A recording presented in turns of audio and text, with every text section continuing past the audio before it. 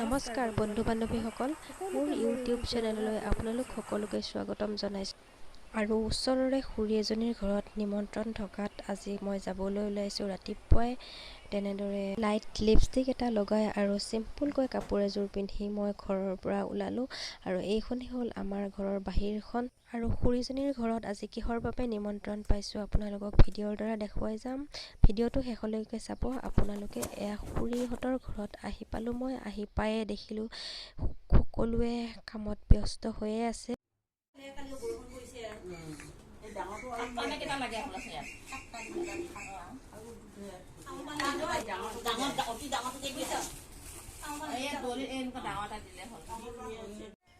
প্ৰকৃততে ঘাট বা নদীৰ পৰা পানী তুলি নিয়া হয় যদিও দৰা কইনাক গা ধুবৰ বাবে ওচৰত তেনেকুৱা সুবিধা নথকাৰ বাবে দমকলৰ পৰাই নিয়ম নীতিৰ মাজেৰে পানী তুলি নিয়া হৈছে।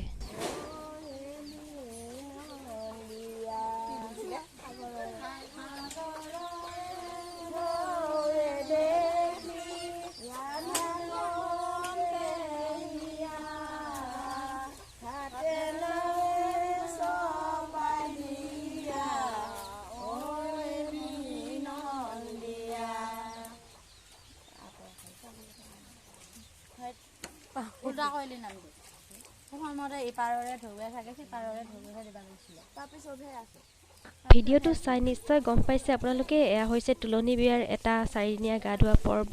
আৰু এই পৰ্বটোত পানী তুলি অনা হৈছে যিহেতু ওচৰত নদী ঘাট নাই। তেনেদৰে দমকলৰ পৰাই পানী তুলি নিয়মবোৰ ৰক্ষা কৰিছে।